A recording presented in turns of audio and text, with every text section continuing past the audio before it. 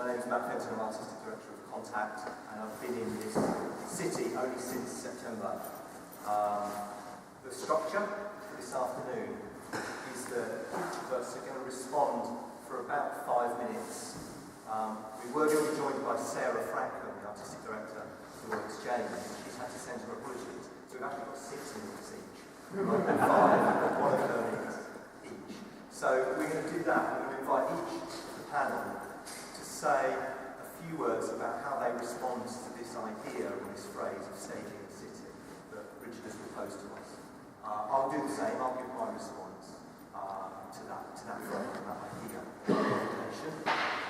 I'll then start by trying to pull out a few themes from what we've said. I might try and probe a bit more to some of the territory we might have raised, and then I will open it up to you for comments, questions. We've got about an hour and a quarter, so we're going to start with Richard. Over to you for staging the city. I'm going to set my stopwatch because I'm an inveterate rambler. So if I know that You've got 6 minutes. I've got 6 minutes so far. There we go. I'll glance down occasionally. I guess when it was my proposal, this title of Staging the City, because I feel that particularly in this city, or this city of Salford and the one that's adjacent to it, there's an enormous, feels like there's an enormous change afoot in how we look at the city and engage with the city through the art of making theatre.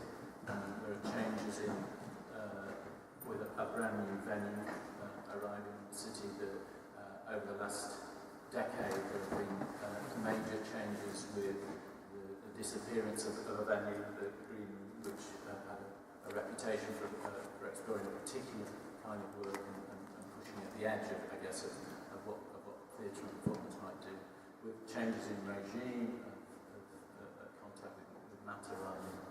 And I think, in Sarah's absence, to say there's also been significant changes in the role it's changed. So in this city, it feels like a very ripe time to be thinking about how we as theatre makers engage with this place and with its population, people of the city.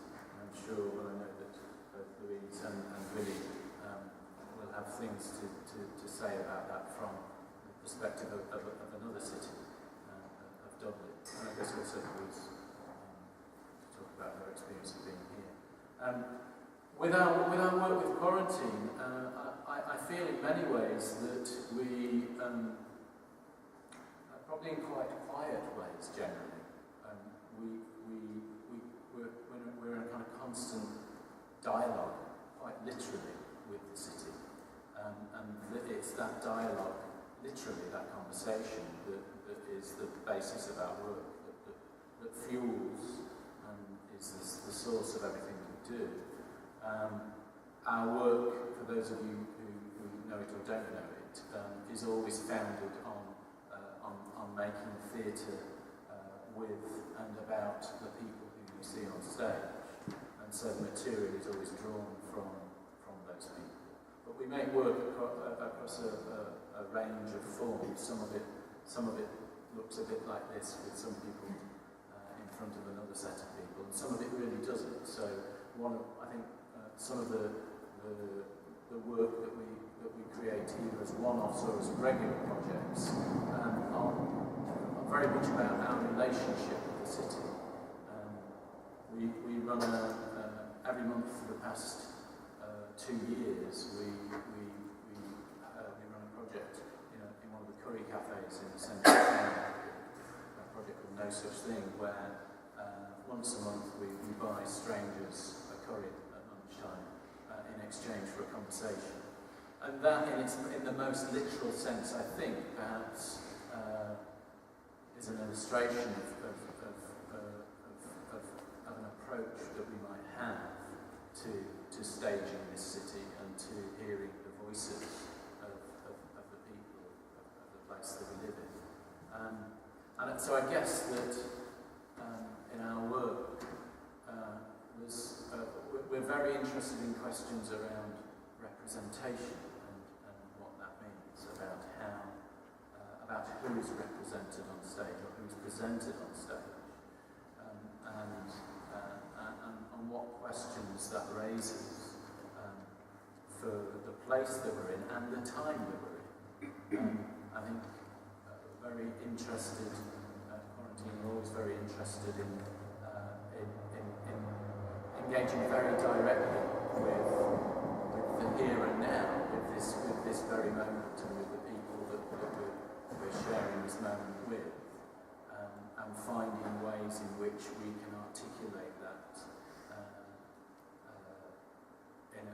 often in a very direct way with its audience. So the piece that some of you might have seen, or some of you are in, and some of you might be seeing tonight, Summer, is quite explicitly, I think, perhaps one of the most explicit ways in terms of making a piece of work, where we've attempted to make something that is that absolutely exists in the moment of its performance, that there's a kind of live and a sense of the piece existing in the present. And for me, that articulation of that, of those, providing a space in which the voices of the people that you see on stage, who are citizens of this place, they're not standing in for anybody else. They're there on stage to present themselves as individuals and themselves as interconnected individuals, for want of a much better word, as a community of individuals, or as communities of individuals. That for me is a very direct way of us exploring what it is to live in this place right now, in this very moment. And I guess I had a conversation with Matt yesterday. I think that ongoing conversation with people in those small, intimate, informal ways with something like the Curry Project, or in a grander, more shared public sense in something like Summer, that enables us somehow to keep our feet in this place. But I feel it's also important in terms of how we stage the city of Manchester. It's like you're saying that we're in it is a different city. But how we stage the city of Manchester, it feels important to me that Manchester has a voice in theatre that is worthy of its status as a major European city. And so I think that our dialogue isn't simply inward looking. It's about a bigger conversation. I think I've learned over time that making theatre is about being part of a conversation with other people about how we live right now. So when I see theatre down the road in Salford, or in a theatre in Berlin, or Dublin, or wherever it might be, that for me is a dialogue about how we live. And that conversation for me has to be something that is kept alive from the ground up. Right, how old was that? Number 7. 7.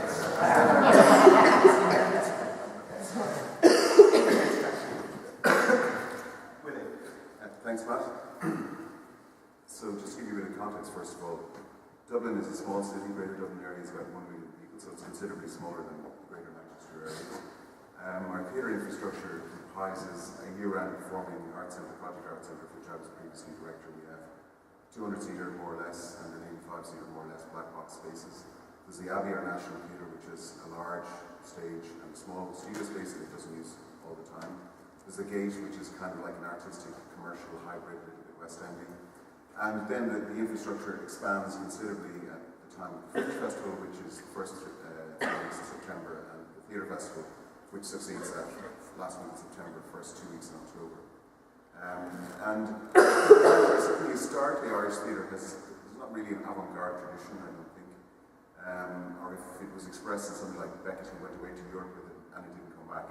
But in recent years, I can think of necessity and because of kind of ambition and curiosity, artists have been making different types of work in Ireland to what we're known best for and have been until recently, but not so much anymore, proficient at, which is a kind of, if you like, literary theatre. I would call it drama as opposed to theatre. And certainly new productions as well as other artists like Pan Pan have been around for a long time, Broken Talkers, The Company and Theatre Club in the last 15-20 years have been presenting what would, in Irish terms, be more unconventional work. And in terms of the rubric for this conversation, which talks about the kind of people we can include and the kind of conversations we can have, that's what's really interesting to me about that new form, rather than just its novelty. Of course, if you look at the Irish canon, you've got a writer like Sean O'Casey writing in the 1920s about the decade previously when the city was being very violently remade around the time of the Rising and subsequent political events. But more recently, kind of the subject matter of Irish theatre more recently seems to be more about rural or the change from rural to urban, because we weren't a very heavily industrialised country, a little bit in the northeast, and consequently we don't have a residue of industrial infrastructure of places like this particularly that you can take over.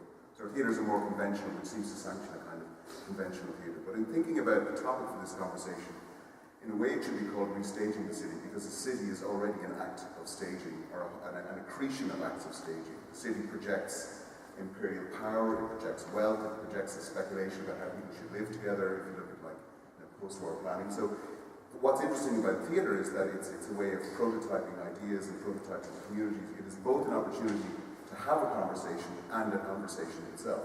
So theatre is a social artifact, like going to a concert. So it's something we can go to together and meet people that we already know, meet new people, as well as the subject matter for that conversation being, well, how do we live together and what do we do? And I think that's what's really interesting. So if you look at, you cite, I think, artists like Rimini Protocol. So what's really interesting about Rimini Protocol, in a way some people find the work can be, let's say, less dramatic and more kind of formatted, cerebral, procedural. But what's really interesting is the conversations that it is possible to have, whether it's 100% Brussels, has just happened during the Brussels Festival des Arts, 100% Cork happened last year, or even pieces that we presented in Dublin when I was at Project Art Centre, like Cargo Sophia in Dublin, where you have actual Bulgarian truck drivers. So for me, this idea of different ways of staging the city, it's fruitful, it's stimulating, not for the reason of its novelty, but certainly it just enables us to have different kinds of conversations. And I suppose more so, it's necessary to have those kind of conversations, because cities pose problems and opportunities. We need to actually figure out a way to live together. Cities are places that sometimes, like Dublin developed very rapidly in the last 40 years. 40 years ago, a lot of what we now see as Dublin was rural. So the history is very new. And if you look at the received story of Ireland, or of Dublin City, it's about a kind of a Victorian Georgian core. That's very old. But if you look at the kind of the new housing estate from the 60s and the parts of the city that kind of gradually knitted together with development, that's a story that still needs to be told. And the question is whether everybody has to be decanted into the city centre for that story to be legitimated, or whether those are the micro conversations that happen all over the place. But I think fundamentally, cities are about staging. They're about scenography, they're about narratives, they're about competing narratives, they're about conversations. And fundamentally, I was just trying to have some clever things to say, so I was reading Zygmunt Bauman's Liquid Modernity there. He talks about, what's his name? Richard. But this idea of civility, being a citizen is a performance. We are able to perform in public space a version of ourselves that enables us to get along with each other, which is different, and not fraudulent, but different from our private self. So, in other words, a facility for performance, an awareness of and resourcefulness with regard to staging is actually almost like a fundamental skill of being a citizen. Those are my initial thoughts. How did I do? Thank you. Great. I'm sure I've been on time then. Exactly. Hi. Hello everybody. I took in some notes to stop me rambling. And your password.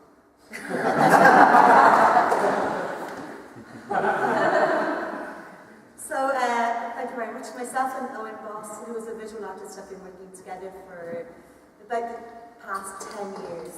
And I suppose we really started thinking about site and place and geography. And I think our work together is about the history of contemporary life.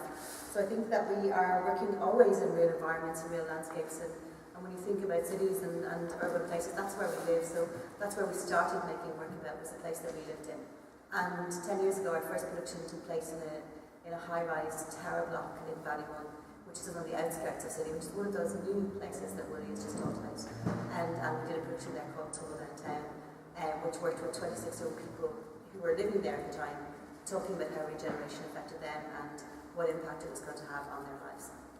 And since then, I suppose, we've continued to work together. I think we work with very much with communities of space, place or interest. And I think that we're really interested in the changing nature of contemporary cultural thinking. We're very influenced by theatre, visual art and also dance and different forms. And I am particularly fascinated by the spaces that exist between those forms and the energy in the space between those forms. I don't think that what we make is purely theatre.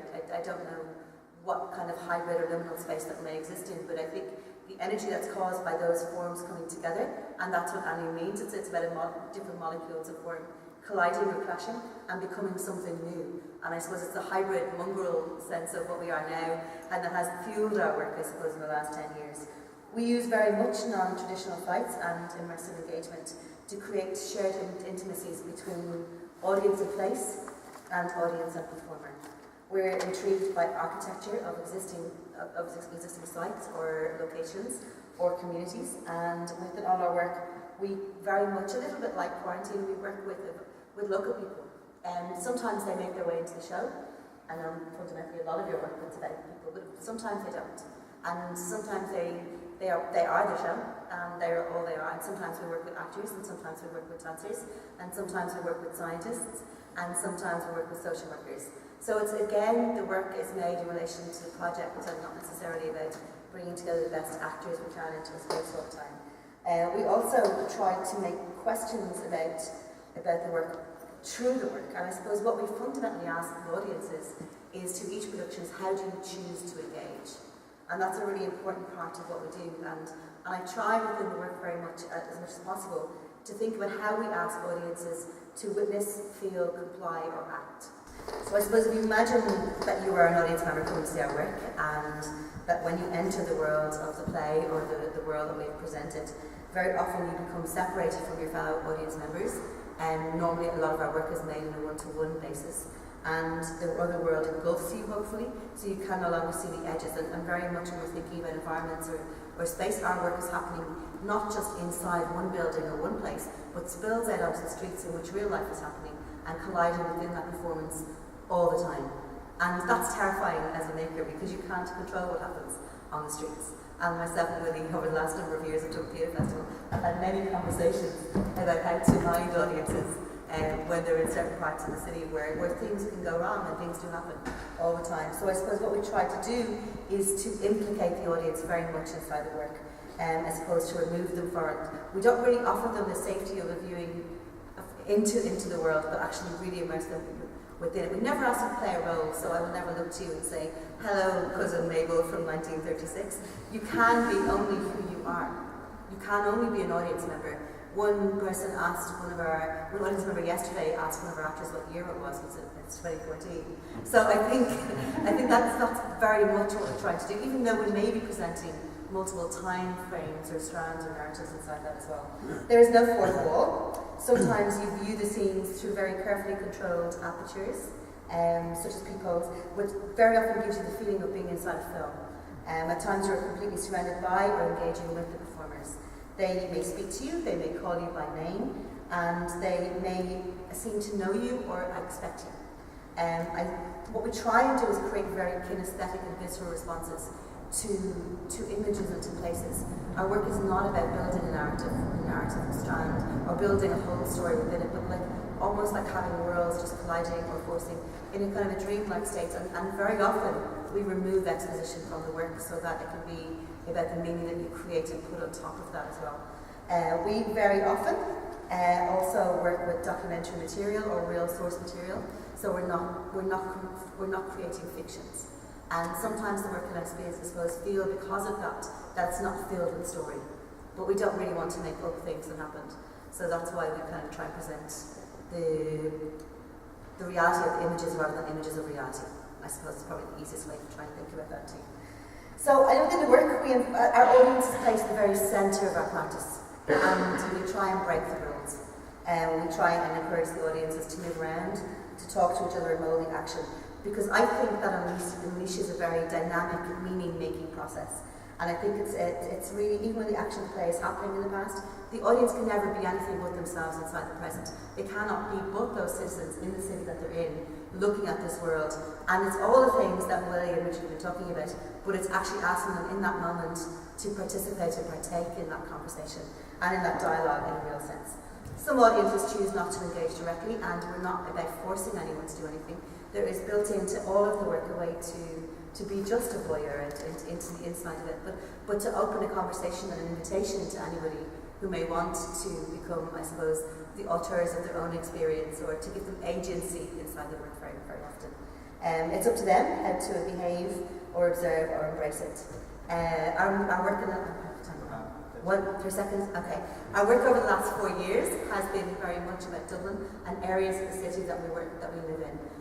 We were in New York in 2010 on a residency at the Watermill Centre, and I decided, when we were talking about the kind of work you really want to make and the methodology that you really want to find as an artist, I said I would love to make a 4-year geographical project that looks at one tiny area of Dublin City, and over the last 4 years, that's what we've done.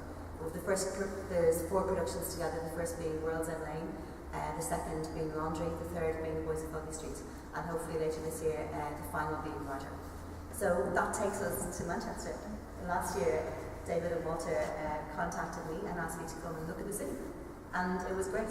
I got a chance to go and be in Manchester for the first time. And we met Claire Turner from the Manchester History Festival, who was a vital source of all knowledge and buildings. And she took me around the most extraordinary spaces in the city. And of course, all the big, heavy industrial ones were the ones that I loved because we don't have those in Dublin, and they're thrilling. And of course, they were the ones that David and Claire were going, we've loads of these. So they suggested we found the pub, and I was like, oh God, no, probably an Irish company comes there. But then, we started looking at the space in this big area and the stories of the Irish people there, and that's really why we feel the story around the one particular area that we're in for Engine. Right. I was talking like this.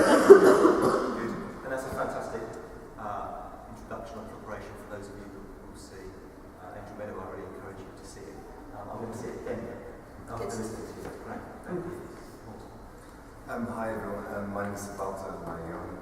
I'm the artist director of Home, the theatre side, and it's been ironic basically that we basically when I was appointed, I was promised this amazing brand new building to move into and start thinking about shows in the space. And then I got a phone call about, I think 1 week later, saying it's all going to be delayed. Come up with an idea of how you're going to deal with it, basically. So, should we have a year and a half of programming, or should we actually do something which is much more exciting? Stepping into the city, and that's what we're doing. We have just announced basically 2 months ago our site-specific season, and I'm very pleased that Louise basically is our first. She with her wonderful team, both artistic team and also wonderful actors, doing the kind of work which I think is crucial, both for Manchester, but also I would say for myself as well, because my background is I'm a theatre director. I work mainly in theatres, and every time I've seen the show now, I think 4 times, I'm very jealous, because this is not the kind of work I normally do, but I can learn a lot from. And so what we do this year is we're going to do 3 projects, and they're all in different locations. So Angel Meadow is the first one in Ancoats.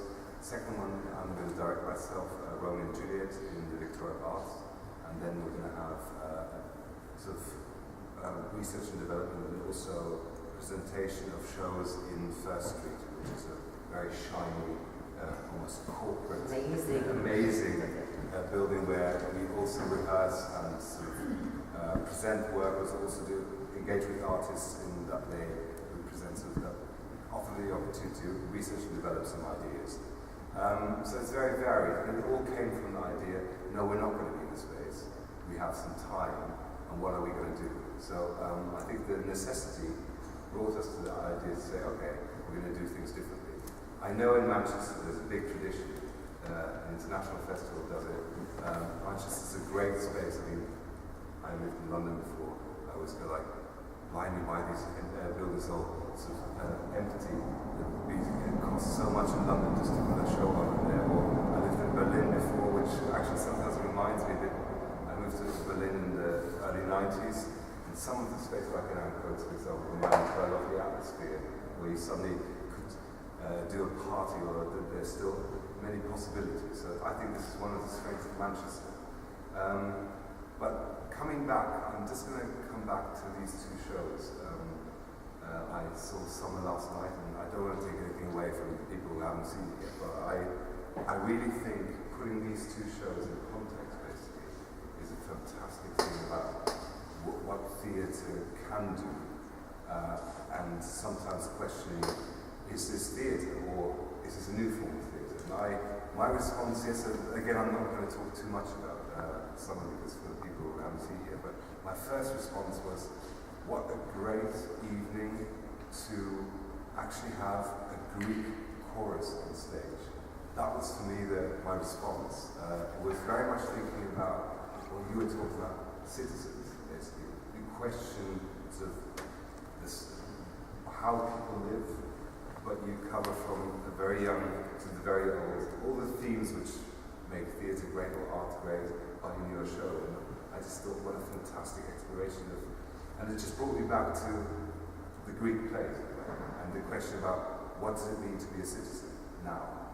And then I wouldn't describe it as the polar opposite, but in a way, my response to Louis' work is very much to be in a film, to really be part of a film, being moved around, obviously, like a camera, basically you do the movement, but and then also really questioning.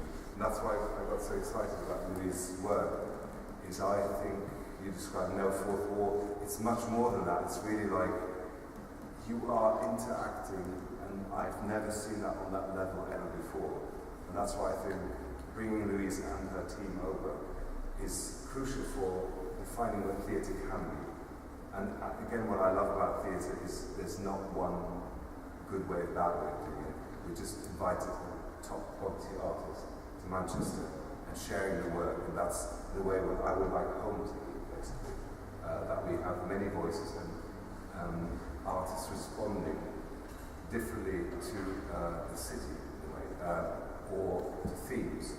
Obviously, we are going to move into a theatre, and suddenly things might become very conventional in a way, maybe boring in a way. Or we hope not. Might get delayed. Yeah, exactly. Yeah, but all the two shows basically just remind me. There's one. I'm just going to quote a Czech writer. It's called Chabal. I don't know if anyone's heard of him. One of the best satire writers, early 20s, and he was asked, because I think when you read his books, you think this is actually theatre. So live, great scenes, fantastic. And he was asked by a journalist once, why do you not write for the theatre? And he said, because I prefer the street. There's much more theatre in the street, basically. And I think, again, coming back to these two shows at the moment on, I think there's something really in there where you can see actually artists engaging or looking at real life, or Louise going back, but also then presenting it in a contemporary way, which I really find fascinating. At the same time, I think it also raises lots of questions. The role of the writer, basically, which I know British theatre has been great, and I'm not from British culture, I came from the continent. the question for me is traditionally you would have commission a writer, he writes something, and then you stage it. The approaches you both do are very, very different. You become the writer yourself. And I find that very fascinating, but it does raise the question, what is the role of the writer? Mainly in new forms of theatre, that role is really being questioned, and the role of the director becomes much stronger. And that's a tradition where I come from in Germany, for example, the role of the director is much, bigger role. So I'm going to finish. But just saying I think this is great to have these two shows on. And for home, we are in the middle of programming, but we will also do texts by writers, which you can call conventional. But I still believe very much as well. It's one of the things I believe very strongly in is the transformation of actors. That's one of the things I love. So I'm going to give a 5-minute response. Will you time me? Yeah. Be strict. Much stricter than I've been. So I'm going to talk about staging the city. My response to that is as a programmer, curator, rather than as an artistic director or as a maker. As a programmer, I've become really interested in who isn't in our theatres, who's not in the venue. I've come here from Lancaster and I was running a theatre associated with the university out in the city. It was a fantastic contemporary programme, but over time I came to know pretty much everyone in the audience. As it was, I recognised everyone and everyone recognised me. I might take a ticket. I became friends with many of the artists we were presenting, so Gob Squad and Ostend, Lone Twin, Goat Island became good friends that stayed in our house when they toured to Lancaster. But over time started to feel quite closed and quite insular and quite cosy. And eventually I was saying, well, who am I to just spend public subsidy on this tiny little loop of people that know and like each other, talking to each other. At the same time I met Rennie and Richard and began to experience work in Europe that really operated in a very different way and unpick the ethics of who is representing who decides which stories are presented, and who stands in for who, in front of who pays for that, who decides who makes the decisions about what gets presented where and who. At the same time, we're also looking at our audience, and it's been the last 10 years in a period of knowing who is in our audience, in fact, where they live and their postcodes. We do know where you live as programmers, and we can't pretend we don't. In Lancaster, Lancaster and Morecambe are the same city. We knew exactly who wasn't coming within Lancaster, and we also saw our audience drop off a cliff as soon as you went into a Morecambe postcode. No one attended a single road and bus route linking Lancaster and Morecambe. And that realisation kind of kicked off a 10-year programme of working in Morecambe, which is a seaside town. It began with a provocation from Ursula Martinez, who's a cabaret artist, a stripper, live artist. We wanted to make a piece about what it would be like to be doing her practice, but at what point would it become embarrassing? What point is she too old to do that cabaret? So she made a piece with 10 pensioners from Morecambe called OAP, which is a beautiful piece, and they formed a Greek chorus actually for Ursula.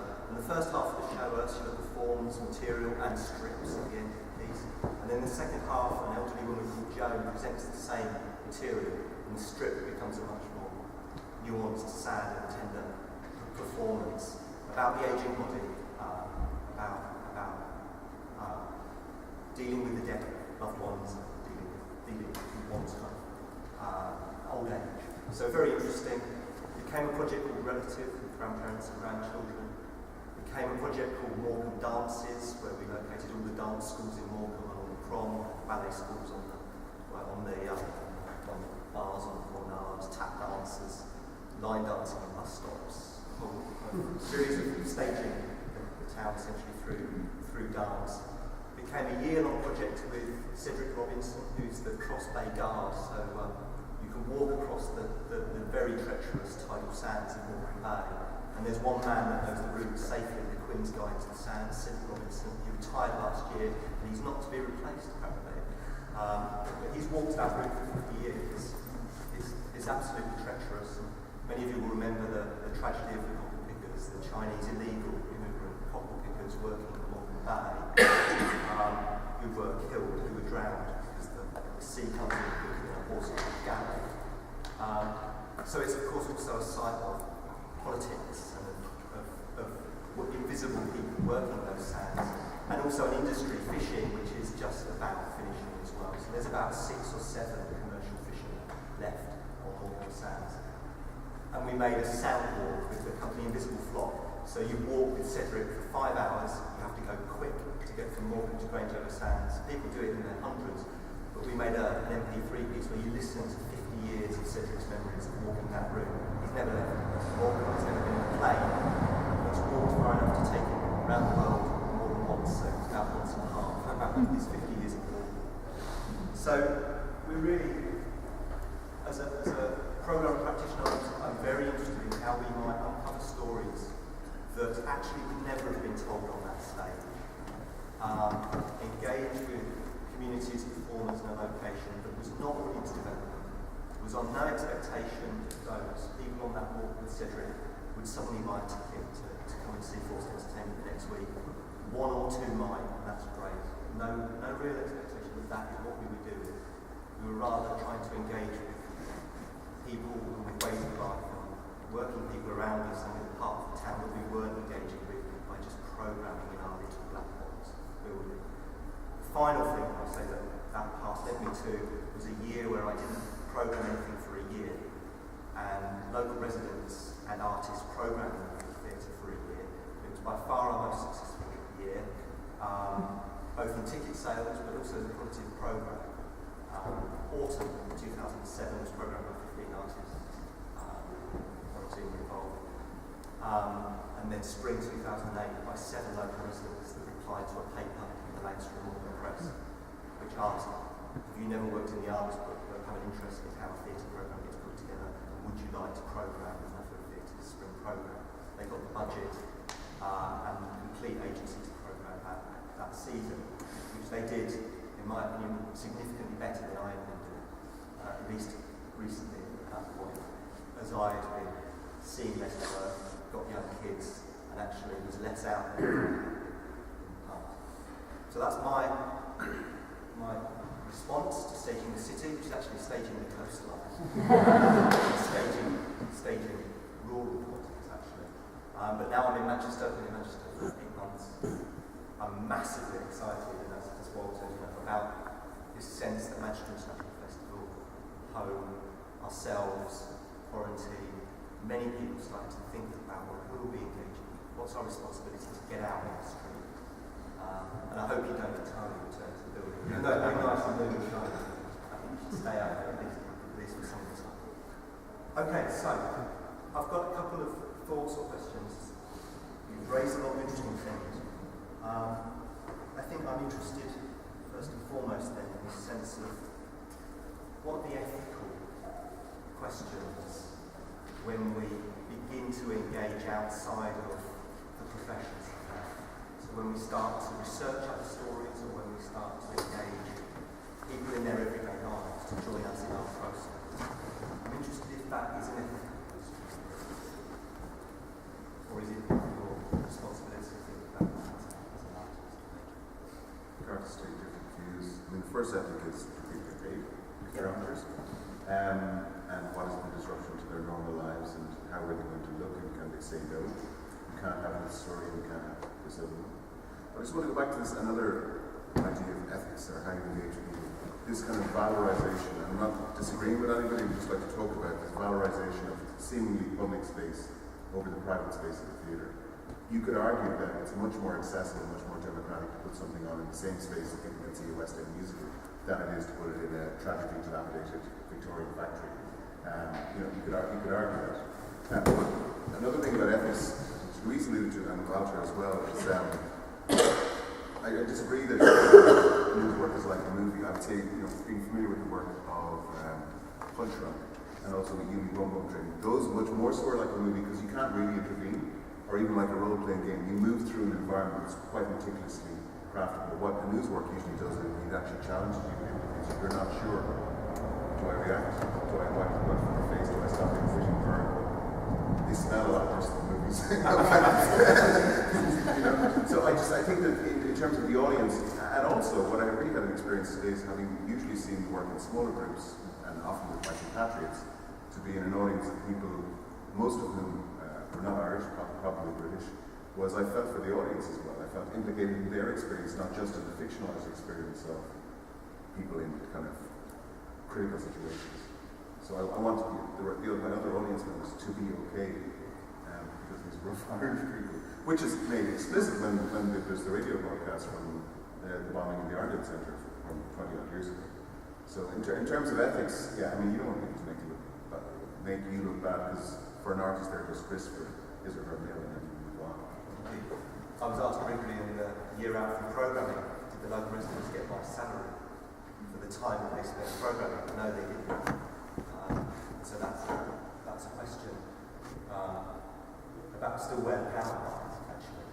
And Richard, for you, in terms of working with people that are participating in the process, engaging with it, who are not paid, what are the questions for you around that? Generally, in most circumstances, we have paid people in this show, which is fundamentally about scale.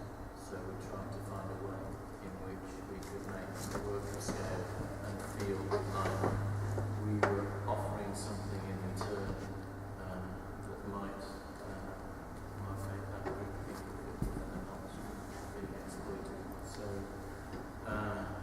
we built into the whole process a form of exchange, I guess, that wasn't about cash, and made it very clear to people from the outset that was the deal. So every rehearsal people came to, and every performance they're fed, we feed people, we cover people's travel expenses, we make sure that there's no financial cost of that. But I have to say that in other circumstances, to be able to it's about numbers. And maybe there's an argument there that, well, we shouldn't pay for of that scale unless we can afford to pay.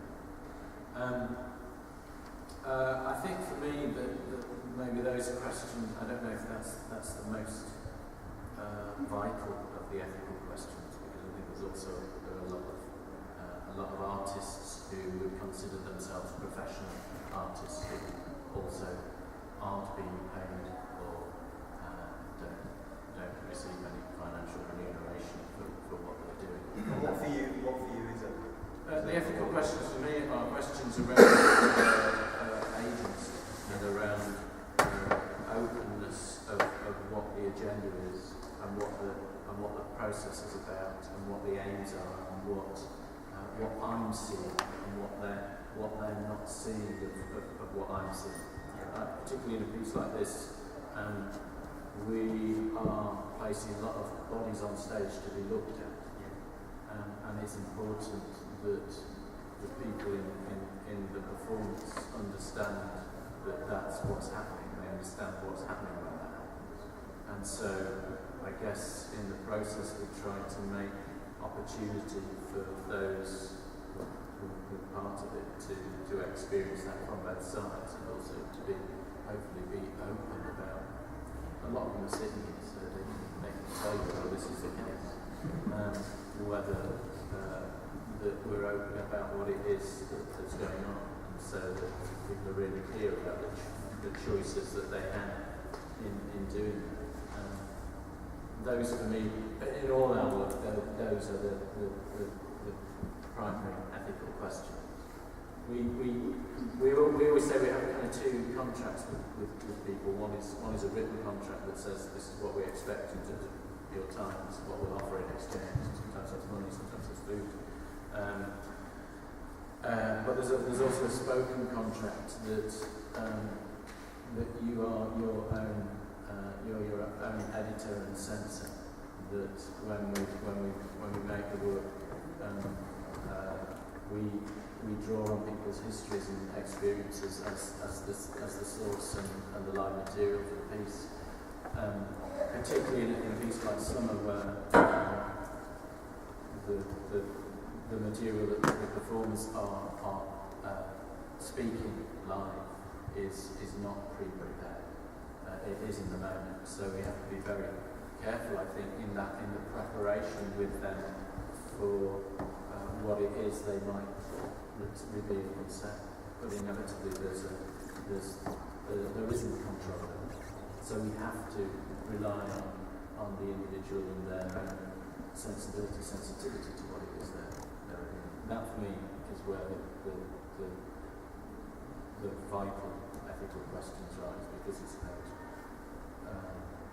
authorship and the agency of the individuals. Louise, you used that word as well, agency, within that audience experience. Do you want to say a bit about how you picked that? Yeah, I suppose a number of years ago I watched an Irish performance artist called Amanda Higgin, and until that point I'd always felt that performance art was a bit wanky and not for me. And I went to see a performance that she did, and I went because I was friends with her husband, and not because I really wanted to see the work at all. And when I was going in, Owen, who's my co-artist, said, go in with an open mind, and as a visual artist, always prompting that. And when I watched Amanda, she was climbing a ladder and falling from a height onto a mattress, a piece called The Fall, after a used fine photograph. And at the time, I remember just going, well, I'll stick out for 10 minutes or so. And 2.5 hours later, I was still there, and I was mesmerised. And I challenged and changed everything I thought I knew about theatre, and everything I thought I knew about performance. And for the first time ever, I became really aware that me being there as a viewer really mattered. That this was something was going on in the communion of her work, and she's an extraordinary performance artist. But also, I felt that I mattered being there, and that changed everything about what I thought I knew. And I left just with a mind blown and considering, well, how do I put that into my own work and into my own practice? And that became the word, was agency. It's about giving people, it's about the audience really matching that they're there. And how do we create those moments of genuine communion and confrontation, and also extraordinary human moments in the work. And I suppose we also work very often, as I said, with members of people, all of those questions that you talked about, and that Willie has brought up as well. But very often that gives our work an authenticity that I think is invaluable to the pieces that we're making. In this particular production with Angel Meadow, there's a very older gentleman in the bar called Mike, who was a feral child of Angel Meadow 75 years ago. And he's been brilliant, because he's been like the historical expert, but also the voice of reason. And you kind of look, when Mike is looking and he goes, yeah. It's almost like your own director. He's almost like, what's it? He just like, I approve of that bit, or not. But those kind of local people very, very much aim for the world that we're in authenticity or a validation in lots of ways. So it's not just about bringing them in to be extras in that role or to be ushers. That would just be, ethically, that would where I would consider it wrong. And was it a challenge for you, new to the city and not because actually it sounds like you're practicing, like Florentine practice here, a vital ingredient in that is time. Yes, absolutely. And it's the one thing that's been very difficult, because you want to spend time to get to know people and to really understand the stories that they want to tell, and what they bring to that world is very different again. But we've had to do it fairly fast, so it's been like, right, here we are, let's go. But also from an outside perspective, having huge ignorance, and I mean that in the best possible way, about a city has allowed me to ask all the tricky questions in a way that I would never have been able to ask if I was in Dublin, because I'm supposed to know. Because, you know, you are supposed to know, aren't you? So being there allows me to ask all the tricky questions. And then one visit a few months ago, I met a man called Trevor, and he was an extraordinary Manchester man. I really wanted him to come back to the show, and he was too shy to do it. Well, not too shy, he just said no. But he said to me, and we've had many visits around different buildings and stuff, and Trevor said to me one day, when everyone else was still inside, and I was in crutches and I couldn't go in, to one site visit of a particular place. He said, come here, he said, I want to ask you something. And I said, yeah, sure. He said, why do you think the Irish bombed Manchester? Why did they bomb their own? And he said, because I'm really still hurt about it. and I didn't know what to say to him. And it was like he was asking me, what was it me? And I was like, I don't know what to say, Trevor. And that's why that moment has arrived in, because when we brought it up, both to the home company, and I asked the staff and I asked individual staff, should we talk about this? And they said, well, at that point it was critical to the world that people were in. And looking at the bar, it was about challenging the start of the bar in the 1860s, when we discovered which court records and local transcripts, and we didn't make anything up inside it. And then looking at bookending it with the football riot that closed the bar in 2002, and the bits in between that really affected the area, and we had to talk about it. So sometimes those ethical considerations are pushed on you, because you're entering into a dialogue with people, and that's what they want to talk about. I would never have thought I was going to make a piece of Manchester about a bombing in IRA, but like I never thought people would have been.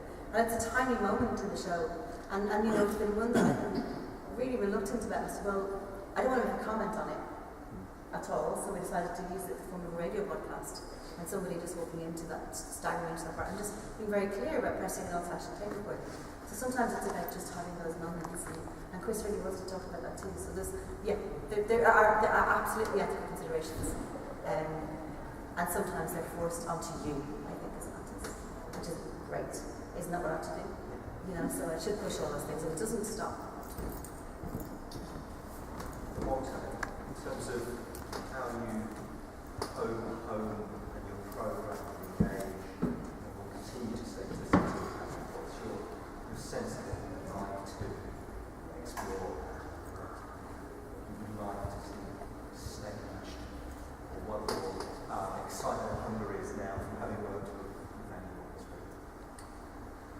I think there are many things like yourself. So I feel very new to the city, so it's one part. So I think theatres or wherever you are need to engage with the local audience. At the same time, we want to bring in makers from abroad, but also makers hopefully from all around the world to talk about Manchester.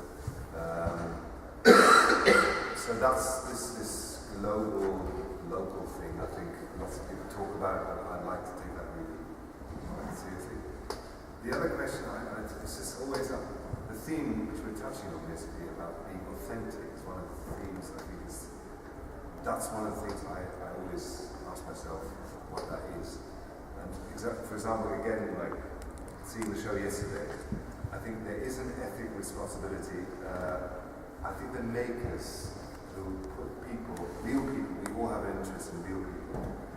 But like a documentary film, you always think that's reality. It's not. It's never going to be reality because it's edited, it's going to be rehearsed, it's going to be repeated, it's going to be, you're not going to say that line.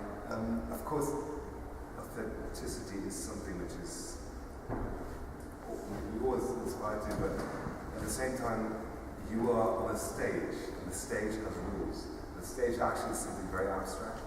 And I see bad examples of saying, I saw theatre makers say, oh, I love this person, and I'm just going to put them on stage. And here, they're going to tell us their story. Well, actually, that might be sometimes really exploiting them.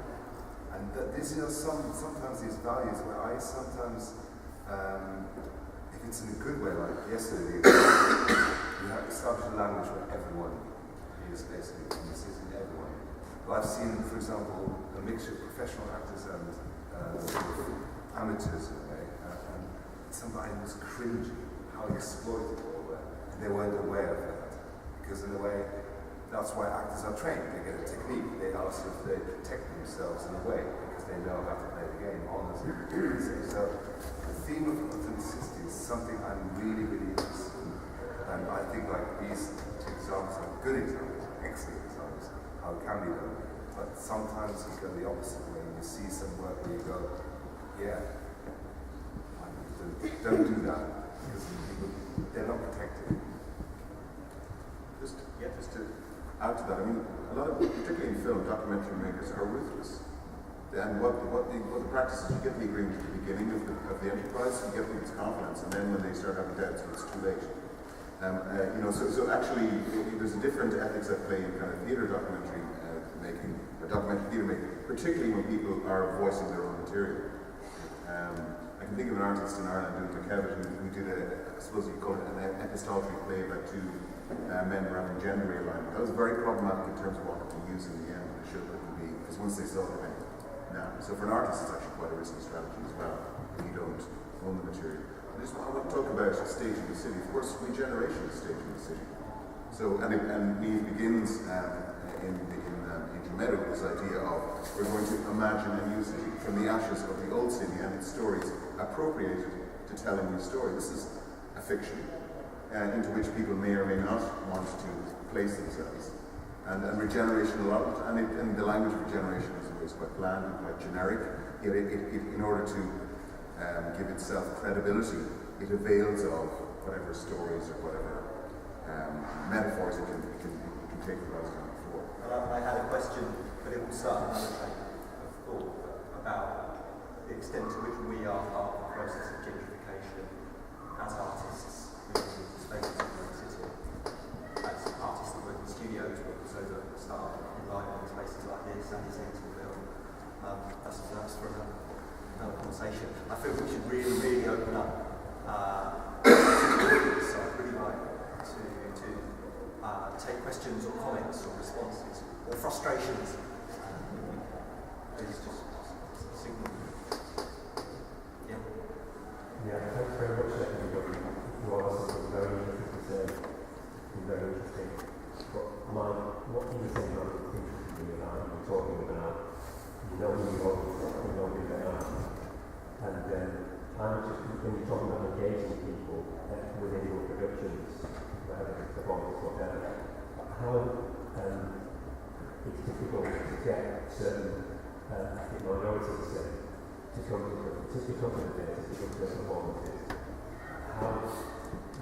How do we deal with I think that's a very interesting question. It's an interesting question for Contact, which is very distinctive in the diversity of its audience.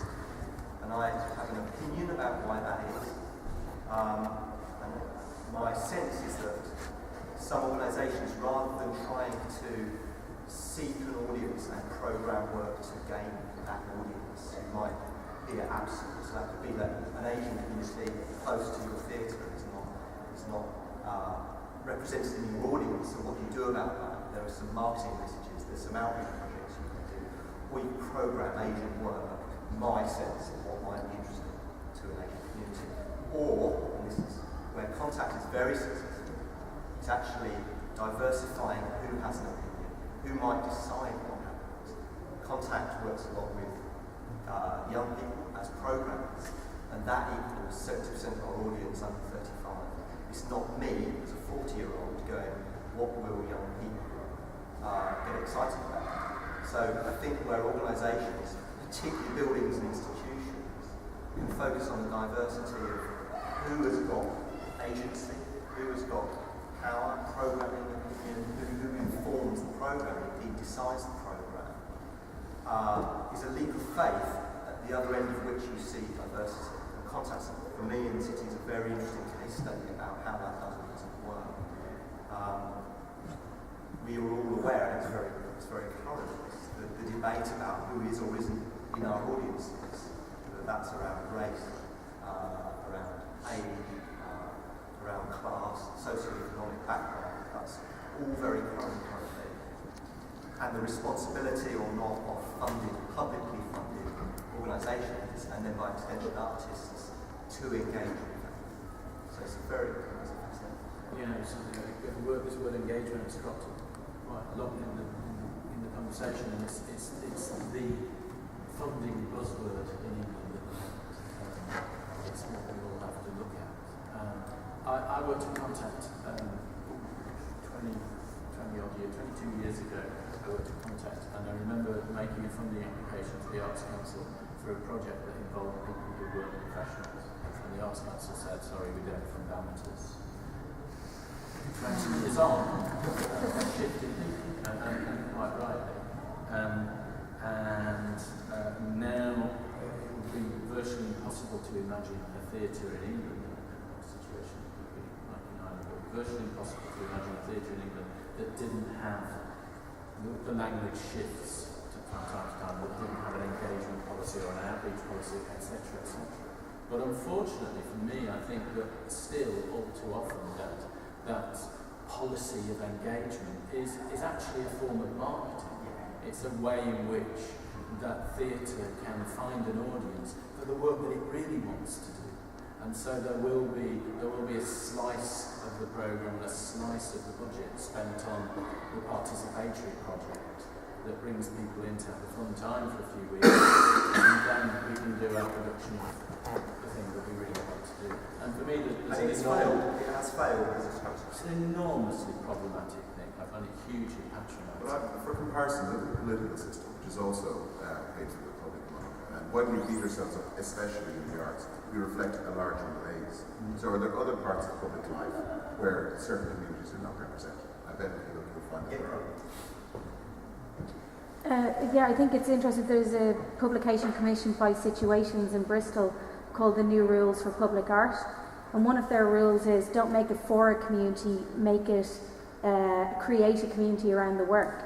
And I think that's where you run into problematics where actually you're ticking boxes of are we hitting an ethnic minority, are we hitting an age group, are we hitting a blah blah blah, instead of actually making the work that brings a community together and creates a new community that is made up of the diversity of all those communities that you're trying to reach or bring into the work, as opposed to identifying specific communities that you're trying to target. Because like you said, Matt, quite often making work in the public realm means that it doesn't necessarily translate into someone buying a ticket for the black box space. And accepting that and knowing that is actually a strength, and actually, you know, making work that creates community, a diverse one, I think is more exciting and interesting. Moving into the public realm can just move an existing audience in a kind of cultural tourism kind of way to a new exciting location. Public realm, the open air is sometimes privatised and sometimes extremely heavily regulated. It's impossible to make work in large parts of the country, even though ostensibly people can see that there are no walls. I'm interested in another buzzword in the arts is the legacy. And in terms of your own work in the public realm and spaces, just what your thoughts are in terms of responsibility or not for the artist to think about the legacy of the work, what comes afterwards. And that might be to do with issues to do with earlier generation or communities of performers and artists who develop and work over communities of audiences, etc. So legacy kind of to me sounds like things that happen in cities of culture, or where there's a kind of a community development initiative, where in other words it's an abnormal or an exceptional thing, and therefore something has to endure afterwards if it's to have value. And you feel that, like, so Louise has done work in a very small part of the city, over also featuring Kwame in the last one. But it's not a motif. But you know, you should talk a bit more about this different from here, I guess. But you know, you've worked very closely. You are very, even I wasn't so aware until recently of the amount of work that you and your colleagues and collaborators do to get to the point of what becomes an hour-long immersive experience in the community. That isn't just in one place, that moves through it, that actually interacts with people who are really doing other kinds of business in that community. Yeah, you know? absolutely. So, I mean, do you feel any responsibility of having drawn people's attention to this place at various points at the start when the curve changed? Any sense of legacy that you're responsible for? In relation to those 4 pieces of work? Yeah. See, I'm from there, and it's a tiny part of the city that has been ignored for 100 years. And for me, I am the demographic that's normally not going to see work. So I don't know how easy it would have been to go into that area and make those pieces of work had I not been from there. Being from there, though, gives you both permission, but also a sense of people know me and they know where I live, they know my mum and dad. So there's a real sense of like, if you really fuck it up, like we'll find you. You know, like we know who you are. And in a way, in terms of legacy for those pieces of work, it became really important. I mean, we kind of thought about it coming to the end of it's taken us 5 years to make it now. And coming to the end of that, you kind of go, gosh, what was that for? Why did we bring our audiences and the community and the people that we've worked with all the way through those projects? What was it for? And, you know, why do we need to bear witness to that now? And I suppose that's what legacy is really. It's about why this particular piece of work at this particular time, and what are we trying to say, really? And a lot of times, and William's kind of alluded to it, we make work that takes a long time to develop. And over that development period, you may have to encounter or become part of the problems in order to really understand it. and really part of the subculture of what you're trying to look at. And there's real ethical considerations in that. You know, we're working in an area where we go into work in the morning and I remember watching a Chinese guy getting stabbed and beaten up for his camera and phone, and also knowing what they were doing, and going, oh God, do I call the police now? How do I deal with this? Because I want to come back tomorrow. As an artist, I want to come back tomorrow. That's definitely really seriously considered. But I suppose the legacy of that is about why do we make the work and what is it for? There's also in Quarantine's legacy something very interesting in Manchester, which is the number of artists that come through the young company contact author engagement with Quarantine. So there's a huge generation of younger artists that have had their first experience in engagement with the company, which from my perspective seems like a huge yes. I think I was going to respond to your question. I was thinking about what is an issue for us often concerned. I think in traditions of community theatre, it's something that's often planned into the process. Okay, we'll do the project and then afterwards other things happen. And our work doesn't really function like that because our work is fundamentally about relationships with individuals. It's about making relationships with people. Some people that we work with, the legacy is that we will continue to have a relationship with them. Some people we won't. Yeah, exactly. I mean, it's important not to think legacy in terms of the physical place, but in terms of relationships. And in a way, for me, in my naive and hippy-dippy sense, that's what art is about, making things together, making communities together. And those transient communities continuing and forming new ones. In 1992, Granny and I did a problem. We worked with both when Quarantine was formed, really, Contact. We all worked there 23 years ago. And we took a group of young people to do a project in Russia. One of them was a 12, 13-year-old boy called Darren Pritchard. We met his mum through doing that project. We carried on making a relationship with them. We made a show with them 14 years later.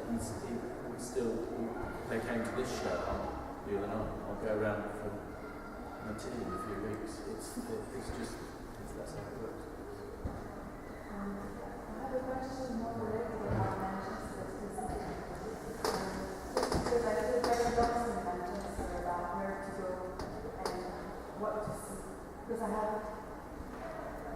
have no desire to go anywhere. And I was really surprised when I first came in Manchester, just collecting things of where I could go and possibly see things, and I had no interest to go anywhere. And for years and years, and then yes, there is the international festival, but then it comes every 2 years, and it's not presenting any local work really. Like why it's not Quarantine here? The international festival, I have no idea. And it brings things from other countries, but then it's gone after, and then you're lost for another 2 years. And it seems to be a really strange place. You have different venues, but we are presenting so much things that I have no idea what they are interested by, or what is. Yeah, I feel very lost in where to go and what to see. Is that because you sense something missing, or because there's too much, or because we're not clear enough about what it is that we're offering? Probably a mix of both. You can start with permanent contact. Yeah. We'll take it from there. The city needs a dramaturg. No, I have to say that there was a weekend in Manchester 3 years ago that there were 6, 7 festivals happening at the same time. And I had the tour of a few of them, and I started reading them, and I thought, this is too much, I didn't go anywhere. Yeah, it does feel very too much. It does feel like a very exciting month to be in Manchester. That's my perspective. I'm going out every night. It feels like an incredible time. Yeah, dear and just going back to the work that you make with audiences. and or with audiences, participants, makers and so on. To what extent do you, just talking a little bit about the balance that you have to strike in meeting the work from in front to from behind and from the middle of those audiences, because obviously as programmers or as artists, you come with a set of tools and skills and user experience and so on, and you may well be working with people who have none of that. So in terms of how you take from whatever nice or to create this work, how do you both give agency to those participants and yet lead the project to a point at which it is creatively and artistically a quality and excellence work? It's a general interest question. For me? I suppose all the way, I don't know that I direct. I don't know what that word is to me anymore. I know I consider myself an artist. I know that I consider myself a maker in some ways. I never know what it's going to be. We have to constantly be dramaturgs within a process for ourselves. So we're always asking, we work in a studio context, so there's no rehearsal room. It's very different. And the design team is working alongside the actors and alongside the creative team at exactly the same time. And very often we're responding to a feeling or a notion or a moment. And then we watch it for each other, back to each other. And we talk about our responses and our feelings to that piece of work. And that might propel it in a different direction. So you're constantly thinking of yourself as the audience, or as audiences might view it. And sometimes for me, rehearsals feel very fun and stagnant after. They're very quick things at times. So we would have maybe 7 hours of work for every hour that we would distill it down to. And what we kind of constantly ask in those questions of making that work and distilling it down, and I know that you guys work in a similar way, is about, well, what deserves to be there still, what deserves to be told. And very often then the entire creative team become the audience, become the dramaturg all the way through the process. But for me, rehearsals feel like the most false time in the world, because I feel once I've been that audience member for the performance, once the performance is kind of shaped, then once I become that audience member looking at it all the time, I know this output. There's no forced decision making to be had. I know if I go that way, it's going to go that way. I know that. So very often I have to bring other people in to become audience members so I can observe how they're doing it. And very often that's a back to front way of doing things, because I don't know how it's really going to sit into its front of people.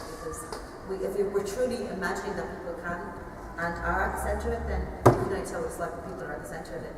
And very often we get kind of bogged down within the studio context, because we all know what we're trying to say.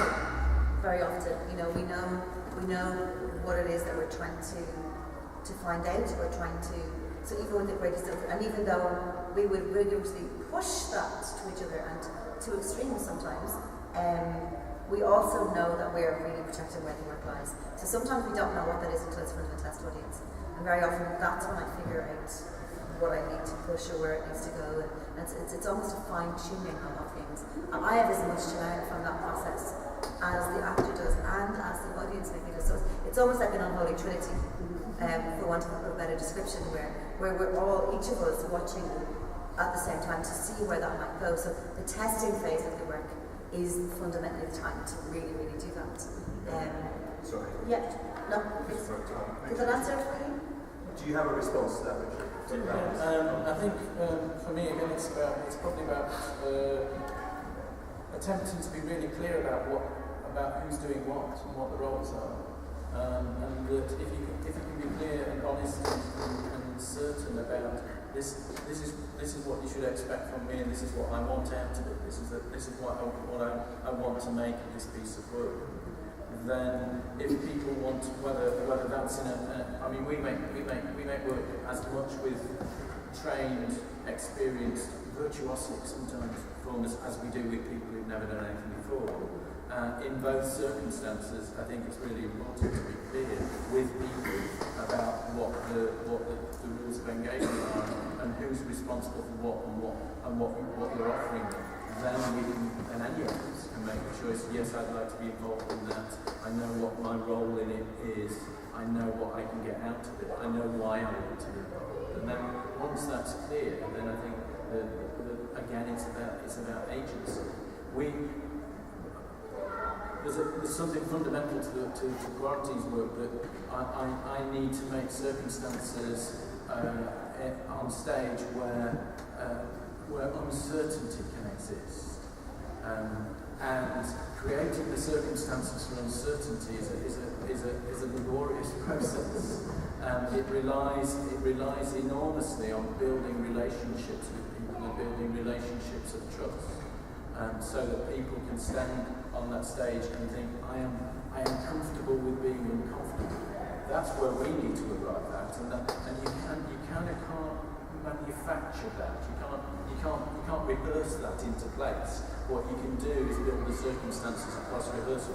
Again, whether with really experienced trained performers or with people who've not done it before, where you can arrive at that. And that's, for me, very simple, about being really clear about what the roles are and what the relationship is about. Time for one more, which is here, then we should wrap up. It's really a question to pick up on Walter's point about directors and writers and the role there, and the reference that Walter made about in other countries it's a slightly different balance, but in Britain it's perhaps a bit different, because in Britain everybody's in this box of the writer is but don't you think that there are writers who are as excited as all of you are talking about when they see new spaces being used, different ways to engage with the audience, and that they're just as excited by that and responding to that in their way too, and would actually really enjoy questioning that relationship as well? I mean, do you find that? And it's just in the way that you said it, seems as if Puddles, there's a little bit of a concern there almost, but I don't think that's necessarily justified, because there are, especially in somewhere like Manchester, where you have such experimental writing community here, and we have short story slams and spoken word thing, because there's not a lot going on with language and how that relates to audience from a writer's perspective as well. So just that question really. I mean, I love writers. But one of the things I was an associate director at the Young Vic for 3 years, and opposite we have the National Theatre Studio. And I walked past there once, and it said, special thanks to, it said, all artists invited.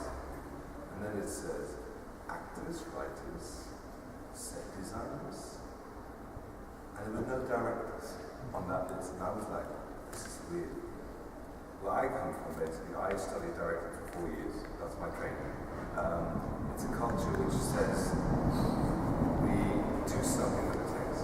We do something we might, I wouldn't say upset a writer, but in a way continue in a form of the writing. David Land said to me, director famous writing in 3D, which I think is a really good expression. That means you do something with it. But as I said, I really respect writers. It's just, sometimes I felt, when I arrived in this country, I felt sometimes people are just too literal, and really just respecting almost the references too much. Well, I agree with you. I'm also someone for home, for example. I'm thinking very much, no, it's not just going to be about being radically, and I'm not, I consider myself a director, but compared to other directors in Europe, I'm very mild. I've seen stuff where you would go, oh my God, what's that? But there's definitely in home, there's a place for new writing, there's definitely a place for exciting writing. So again, what I'm saying is, maybe my background, the Young Vic, what I loved about David Land's way of working was bringing so many different voices in there. And that's how I see my job as well, to do that. Thank you. We're going to have to wrap up because